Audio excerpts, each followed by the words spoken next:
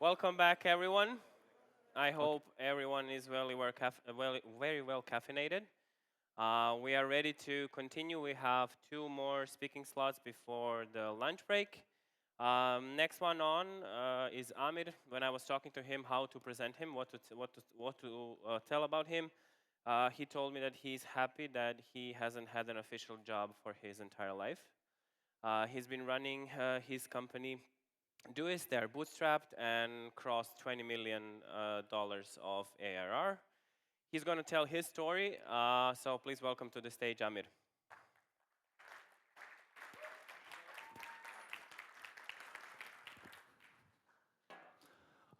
Yeah, thank you a lot. I'm really happy to be back on stage. Last year I was in Zagreb, and then I basically thought about like what topics could I cover that could be useful for you. And this is kind of like regardless of the founder journey that you're on. And basically it's kind of dumping almost like 20 years of experience into some slides. So it might get like a bit chaotic, but I hope you can get some ideas, some inspiration based on that. Okay? So I have been running Doist for many years now. It's a remote first, asynchronous first, no VC, fully bootstrap company. Like we do things a bit differently than most other companies. We try to think from like first principles a lot of the times and do stuff that's not that common. For instance, like we went remote first very early, actually at the beginning, because I lived in Chile at the time and I couldn't really hire any people. So we basically became like remote first. We hired from all around the world. And at the time, like especially like if you went to VC meetings, they would think you were insane, like because nobody thought you could actually work remotely and scale a company remotely. Yeah. So that's kind of like a bit of a storyline. So, and we have like past 20 million in ARR. We are growing quite like healthy, and we have about 100 people in 40 different countries. Yeah. And the products that we do is basically two products and maybe in the future more. And our mission is kind of to empower people with simple yet powerful tools. And we are best known for creators of Todoist, which like is one of the most popular to-do apps in the world with millions of active users and like billions of tasks, hundreds of millions of projects managed. And we also creators of Twist, which is a team communication app. Yeah. For me, like Todoist has been kind of like a story. Like I have been working on this like for 70 years. I started it while I was like studying in university because I just wanted to have a to-do app. And I basically worked on that ever since. And for the first like maybe 4 years, it was actually a side project for me. Like I had another startup, a social network that I did. And then at some point I was like, okay, I actually don't really like to work with social networks. I want to go back and do something like, you know, useful for humanity. Yeah.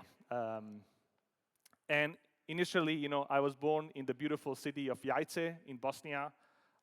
And if you have not been there, I can definitely recommend visiting there. There's like the Bosnian Kingdom was founded there. It's kind of like a Game of Thrones town where there's a huge wall around the city. Also, I know a lot of people don't know, but like Yugoslavia was also founded in Jajce, and my family has lived there for over 500 years. And of course, like I have lived all around the world, so it's kind of like I think also, yeah, very inspiring that actually like I could just go out and live in the world because I think the world has changed a lot in the last like 50 years. Because before that, like most of my family has just lived in this like small little town in Bosnia. Yeah. So what will this presentation be about? So I will basically like give you some lessons, the hard lessons learned in the different stages of company building. And maybe like for most of you, it's maybe like 0 to 1. For some of you, it's 1 to 10. And then maybe for some of you, it's like 10 plus. The thing I also tried to do is like give some tips that can actually be applied to any stage that you're at. So even if you're 10 plus, there's probably some tips you can use from like the early stage. Yeah. And the first thing to note here is like, I think every founder journey is basically your own journey. So I can give you like some, you know, lessons and etc. But you really learn yourself. And also, I think you always need to like think from the first principles. So like what applies to me does not really need to apply to you. But I think you can get inspired and learn from others. It's maybe easier to do that than like, commit the mistakes yourself. Yeah. And the first thing to note is that we can all like talk about millions in revenues and etc. But actually reaching this is like really, really, really hard to do. And I think like the reason is not to discourage you, it's just like to, present you some data on this, so like, you're going to climb like Mount Everest, and like this is not for everybody, and you need to work really, really hard to do that. So I basically asked like O3 deep research to just give me some stats, and this is like from funded tech companies. So like 4% reach 1 million ARR, 0.4 reach 10 million, and 0.0 something reach 100 million. So something to note here is like even reaching 1 million is like incredibly hard. You have like 95+% of failure rate. And then like the journey does not really get easier. Yeah, so, but as a founder, you need to be a bit crazy. So like if you think this and like I can do this, then you probably have the potential to actually be a founder. Yeah. And the first like setup tips is based like this initial stage where you're trying to like find product market fit. You maybe have a few people at your company. You're still figuring stuff out. So the first step that I think is the key is kind of product market fit. And the thing to note here is that you can get distracted a lot. So for instance, like for developers, like I come from a development background. What you can do is kind of like you try to build a scalable system, and that's what you optimize on. And that is the wrong optimization strategy. So like what is really critical is a product market fit. So initially it can just be like you have actual users that care about the stuff you do. And like care is like they care deeply. Like they really are passionately using the stuff you have. And later on, as you have a bit of scale, then like Superhuman has a pretty good like test where you basically do a survey and you ask people like how disappointed would they be if they lost your product. And if 40% of them say they are very disappointed, then you have product market fit. But the thing with product market fit is also like there's no process of reaching that. There's no map. Like if there was a map or process you could follow, like everybody will follow that. And even like with our experience, like I'm pretty sure like if I did another product, and we have done that with Twist, for instance, it's like incredibly hard to actually get to that stage. Yeah. And of course, there's like many different things you can do to kind of inform yourself about that. For instance, like follow Lenny's newsletter. And you can just like get inspiration on how to actually reach the product market fit. But honestly, this is like really critical, and it's like the most critical part in the initial phase. Like everything else is kind of a distraction. So like, and another element here is also like talking to customers as well. Like, know your customers, talk with them, and build something they actually care about. Yeah. Another element that can also be very, I think, critical is kind of like that you as a founder actually have some super skills you bring to the table. And initially, like, I think it can be like in development, it can be in design, it can be like people skills, it can be like you're great at fundraising, whatever it is, like you need to bring something to the table. Like if you don't bring that, like it will be very, very hard to get the initial scale, and also you will have a very hard time hiring people, because like who wants to work with a boss or like a co-founder that does not really contribute with a lot. So like if you don't have like some clear superpowers you bring to the table, like don't start a company, go work on acquiring those skills and then start something. And for me, like when I started the company, like I was already like developing for 10+ years. I had like a lot of side projects I did a lot of open source as well. So it's not like from one day to another, I suddenly like thought about starting a company. I have done a lot previously. So this, I think, is a very critical element. Another critical element is also like becoming a learning machine. So regardless of if you're initially starting or scaling your company, like you need to learn and grow. Like if you don't do that, like, the company grows without you, or you just like crash and burn. So I have like some friends of mine that are much more successful than me that run like $300 million ARR companies, and they have never stopped learning. Like they are actually like learning probably more than I do because the complexity just rises, and as a founder, you need to keep up with that. So something you can do like initially is just like get some habits in, like newsletters, books, podcasts, whatever you do, like just consume that. And of course, you need to do as well, but like learning is kind of like core thing. So for me, like what I do like typically on a weekend is like I just read a lot, and like if you don't think that is fun, then like you'll probably not reach a very high level of success, because the people that really succeed are those that learn and grow a lot. And for me, like it's not really a job. Like I actually enjoy like AIs, for instance, right now, obsession. So like I'm just like reading and consuming everything that is about that space. Yeah.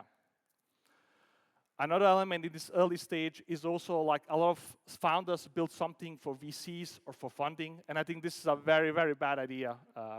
And even if you get the initial funding, like if you don't actually have customers that care about the stuff you do, like your company will die. Like the funding will dry out at some point unless you actually solve a real problem. And of course, like sometimes you need to have a seed funding, but I think like this Paul Graham phase of becoming default alive. And what does mean default alive? It means that you can survive without outside funding. I think this is such a critical element to reach. And it builds just a much better business, and also it builds optionality. Like you're not dependent on VCs. Yeah. Okay.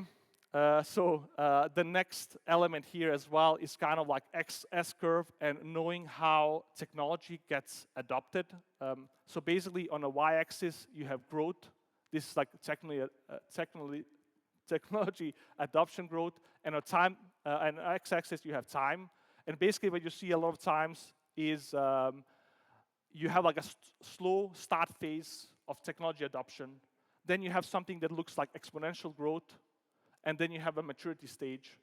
And where you actually want to start something or be part of something is like this like exponential curve, because then you grow with the market. Yeah. And for Todoist, for instance, like we were part of like at least 2 technology revolutions. One is like web apps. So we were one of the first early web apps. Another one was like we were one of the first early SaaS apps as well. And then the third one, we were one of the first mobile apps. And all of these, like, if you look at like the mobile revolution, is like going from 0 to 5 billion people in like 10 years. Like being part of that is incredible. What you maybe don't want to do is like you don't want to compete in the major market.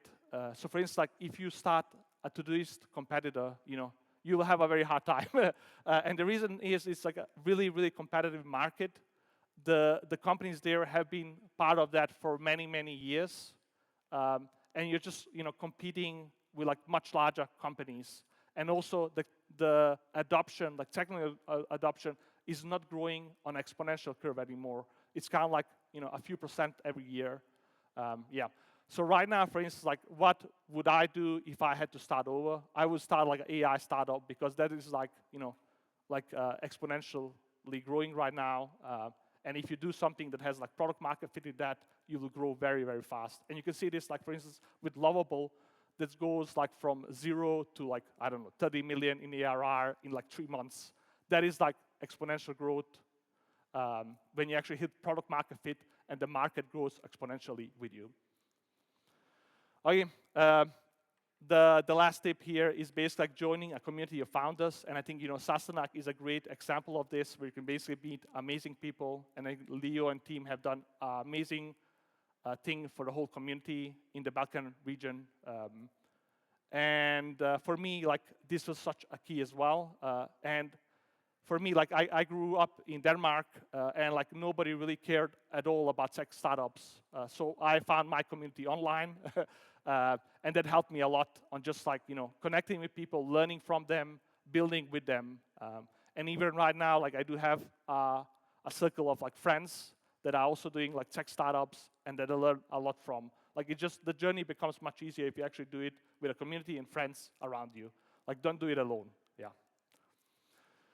So what are kind of like the top 3 lessons that I learned in this early stage is like product market fit is really, really, really hard. So like the quote I have heard is kind of like catching lightning in a bottle.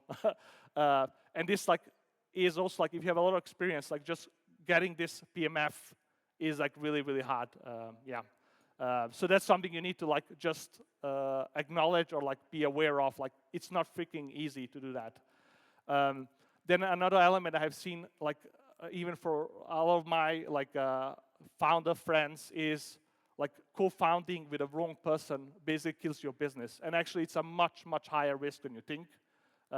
So what I would look at is like kind of like co-founding it with somebody you trust, you can work with, then also maybe setting like some structures in place, for instance, like vesting schedules, so you just don't get like 50% off right away. And then like if this co-founder leaves, then suddenly you have somebody that's not contributing with anything that has 50% of the company. Another element here, and I think it's kind of like a given, is like it's really, really hard work. Like this, like nothing easy. Like if you have a job right now and you think, okay, I'm going to start something myself and it's going to be easier, you know, like no, like it's really, really hard work and it takes a lot to succeed. Yeah. So if you look at that and you say, yeah, this is me, like I want to actually do hard stuff, I want to work hard and build something, then I think you're a great fit for this initial phase. Okay, so the next phase is really like, you know, you have some product market fit, you have maybe like brute force yourself into like some kind of revenue, and then you need to scale your company. And something to note about like this founding journey, it's like, it's really a journey, like, and you change as a person as you go along. So like the company and the founder and the leader you need to be when you're like a few people is very different when you're like 20 or 30 people, which this stage is at. So what is kind of like a core skill in this stage is kind of people skills. So for me, like I have actually never been a manager. I have never led people. I actually never wanted to manage people. I wanted to manage systems, but there's something like you know, like but like to scale the company, you actually need to learn how to manage people, how to have like one-on-ones, how to give presentations, how to align people, how to motivate them, and etc. And you can easily learn these skills. Of course, like some, you know, are much more natural than others, but I think everybody can learn these skills. And this is definitely something for this stage, like if you want to grow your company more, you need that. Because at this stage, you probably introduce like managers. So you need to like manage managers, which is a whole different like skill set. Yeah. Another element here as well, and this is something that you can actually like also focus on in the initial like 0 to 1, is like building a product is actually really, really hard, but building distribution is as hard or maybe even harder. So what you need to figure out is like, how can I find a way to like acquire customers in a profitable way? And that becomes a huge challenge. And that becomes a challenge as you grow as well, because like distribution is really, really, really critical. And you probably also need to like innovate or iterate on the distribution aspect. So like this idea of like just building a product and the customers will come is probably a wrong idea. Yeah.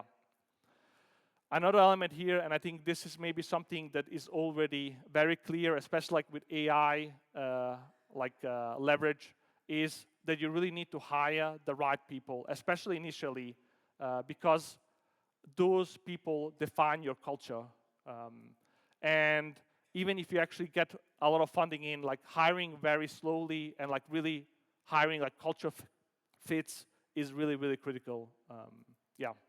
And what I have seen, and this is especially like if you get funding or even if you have like aggressive product market fit growth, so you're basically growing a lot of your revenues, what you're going to basically do is like you can basically begin to hire a lot. And this was kind of like termed blitzscaling, and I think it's like a very, very bad idea. And I have seen this like go very wrong in a lot of like cases. So at this case, for instance, like we were always very, very slow to hire, and even right now, like we hire only when there's a lot of pain. And this kind of like really makes the company culture very clear. Yeah, you need to protect that. Another hard lesson I have learned this stage, especially if you reach some product market fit. So initially, like in 2014, 15, Todoist grew like maybe 500% year-over-year in all of our metrics. And what did we do? We thought we were the kings, we knew what we were doing. Then we started another product.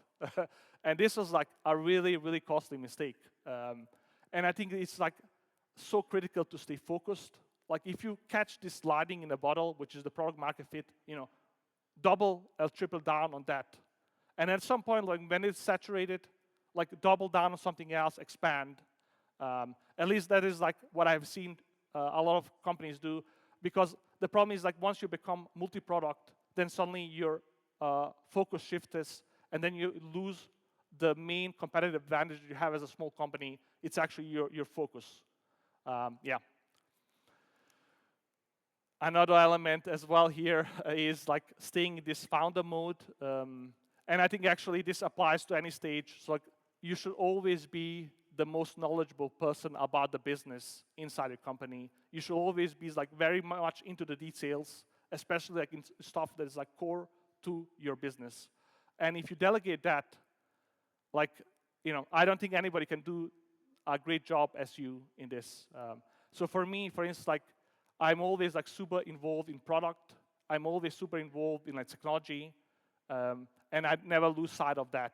And then I've delegated stuff where maybe it's not my core competency, for instance, like people management or operations.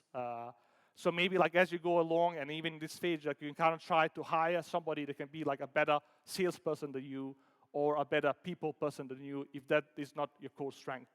Yeah, so like you need to actually know what your core strengths are and like never lose sight of that because that has maybe given you a competitive advantage. That has maybe like helped you reach the product market fit. And if you kind of just like forget that, delegate that, then you're maybe off a bad path. Yeah. So what are kind of the core 3 lessons in this stage is I think like the founder journey is always a journey of transformation. And you really need to, transform as a person. So for instance, like when I started Todoist, I was just a developer, a student. I never managed anybody. And then in this like stage here, you actually need to manage people. You need to become a leader. You need to give critical feedback and etc. Another element here is like as your company grows, actually things breaks and you need to change as a company. And the reason is, like you move, for instance, like from a few friends and like a very like family vibe to maybe like something more like company level where you actually have like teams, you have managers, and that's a whole different culture, right? And then in the other stage where you have like, 100 of people or more, then you have managers of managers, you have teams of teams. That's a whole different like environment as well. And as a company, you actually need to adapt to these things, and as a leader as well. And that is actually very, very hard usually. And maybe some people that have been awesome at this like early stage are not awesome anymore in this later stage. So there's also like, people that are leaving, people that are unhappy that you have made these changes or you're making these changes, etc. And it's basically something like you just see this repeated pattern where like something breaks, there's unhappiness, you change, there's unhappiness, and then you come at the other side where like people are happy, and then at some point this breaks again. And the last element here is like firing also is really, really critical. So like you need to like part ways with people that are not cultural fits. I mean, this is very like easy to write down, but it's very, very hard to actually master this and really like live up to this. And I think like if you don't do that, like your company will kind of die because you'll basically have like misfits. And also maybe you're going to lose the people that actually like are really culture fits and want to be there. Yeah. So what does your company look like at 10 million? So that's kind of like the current stage I'm at, where I kind of need to scale to 100 million in revenues. And that is, again, like a huge undertaking, and you need to transform. Yeah. So what does this stage look like? It's kind of like, it's less about me. It's more about the leaders I have, how they manage their team, how they grow as leaders. And that's a whole different like level that is, I think, like very challenging in its own right. So maybe initially when you're like in this early stage, it's really about your contributions. Later on, it's kind of like the systems you build, the people you promote, the leaders you have, the leaders you fire. Those are kind of like much more critical than like your individual things that you do. And for me, like this is still a very hard lesson to do because I really want to be, hands-on and do the work myself. Yeah. Another element here, and this also may be applicable for the early stages, is like writing becomes really critical because like you just can't connect with hundreds of people, and writing is just like a great way to just convey information and align people. For instance, like on strategy, on positioning, etc. Like culture values as well, or whatever else you want to kind of communicate out to the company. And for me, like for the last maybe 5 to 10 years, I have basically like really ramped up my writing skills and my communication skills in writing. And I think this has paid off really, really well. Another element is also like writing also helps you really to think. So it's just a great tool to do. So like if you're a great like developer, like I would actually recommend, or a designer, whatever you do, like business person, just ramp up your writing. Like this is going to come very, very useful. And then another hard element here is like what got us to 10 million or like 20 million or 30 million in revenues, like won't get us to 100 million. So for instance, for us right now, like we are introducing B2B, PLS, and we didn't actually have any salespeople. So like this is a whole different like ball game for us, and it comes like very unnatural as well. But it's kind of, I think, one of the fun stuff, or actually having a company and growing inside a company is like it never becomes mundane. It's kind of like you keep, growing and needing to do new things. Yeah. And last element of this stage is that not all people will actually grow with the company. And this is like incredibly hard. And even for me, like I had to part ways with people that have been in a company for 10 years because they didn't really grow with the company. Yeah, so yeah, and like the thing is like you need to do that because at some point, like if you have a leader that is not performing very well, then they are not just hurting, their team, they're hurting like their team, the company, the customers. And if you have a lot of those, you're not going to succeed or like go to the next stage. Yeah, but like doing that because especially for people that have been there for many years, like you build friendship with them, it's very, very hard to actually do these decisions. Like it's easy to write it, very hard to actually do it. Yeah. Another element as well is like once you reach some revenue, like it's kind of like it never actually stops. And at some point you actually need to take care of your mental and physical health.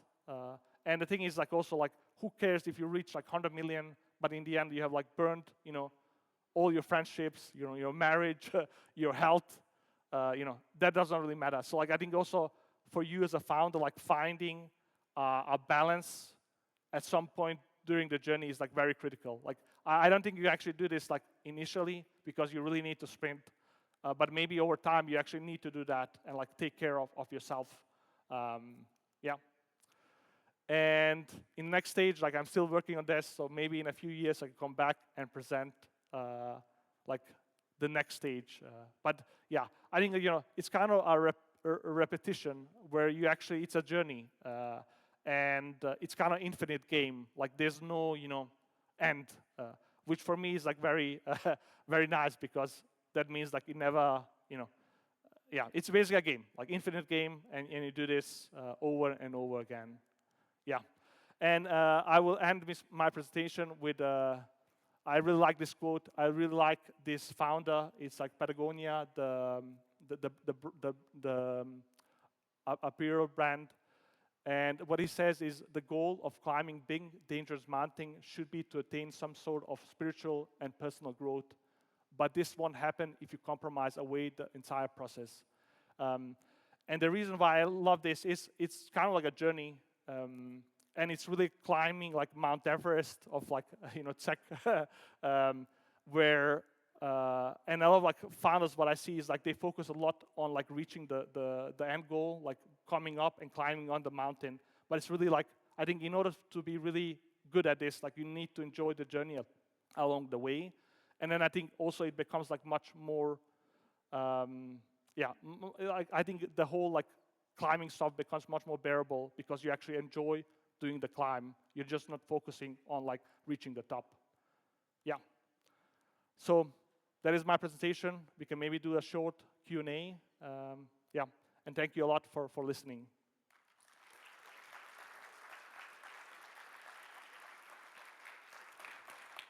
Thank you, Amir. If you have any questions, we have questions there. Can you someone just pass the mic?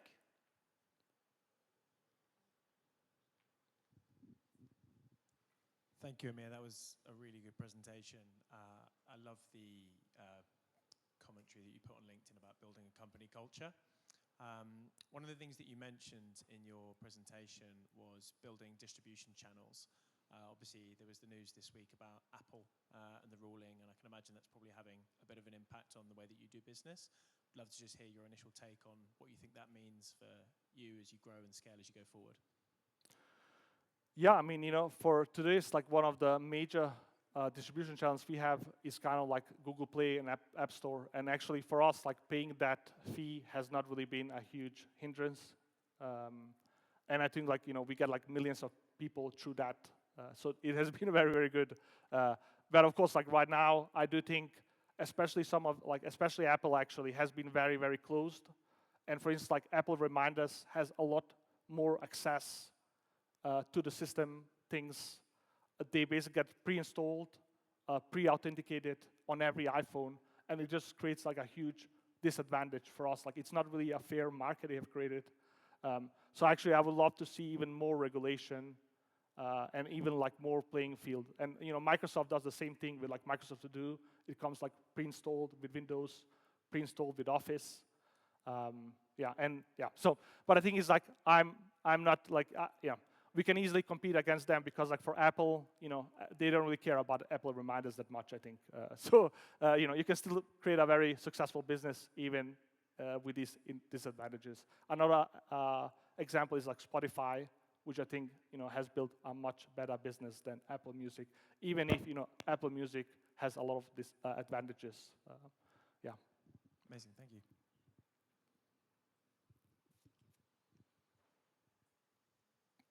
We have one more? 2, 3, 4 more? Yeah, hi. We can allocate 3 more minutes. I can relate to a lot, so can you share with us your biggest mistakes that you did in each of the stage? Oh, my biggest mistakes. Yeah. I mean, I have made a lot of mistakes, so that's something you just need to learn to live with. But like the biggest ones, I do think like firing very slow has been a huge disadvantage for us as a company because we just care deeply about the people. But at some point, like you're actually hurting everybody if you don't do that. So that's maybe one mistake. The second mistake I told you about like becoming multi-product way too soon. So we had like really strong product market fit, and then we basically allocated 50% people working on a product. Like that is very, very bad idea. The third mistakes. Maybe something early stage, because you are talking about something that's happening after you get some traction. So from 0 to 1. So from 0 to 1. I need to go back many years. Like the mistake I have seen, and I have experienced this with my first startup, is like co-founding with people. Like that is such a risk. And you really need to be very careful who you co-found with. That's one element. The other element is also like make structures. Like what you don't want is like 50-50%, distribution of shares or like of voting power, whatever you want. Because then you kind of like for instance, our first startup I think died because we didn't have somebody that could actually make the hard decisions fast. And as a startup, that is going to hurt you a lot. And then you're going to spend a lot of energy fighting, for power. So to sum up, on every stage, the biggest risk is people. Yeah, it's always the biggest problem, Maybe with AI we are going to resolve this. With this happy thought, we're going to finish off. Amir is here also for the rest of the day, and again, I want to say weekend. So you can catch up with him and ask him further. Thank you, Amir. Thank you.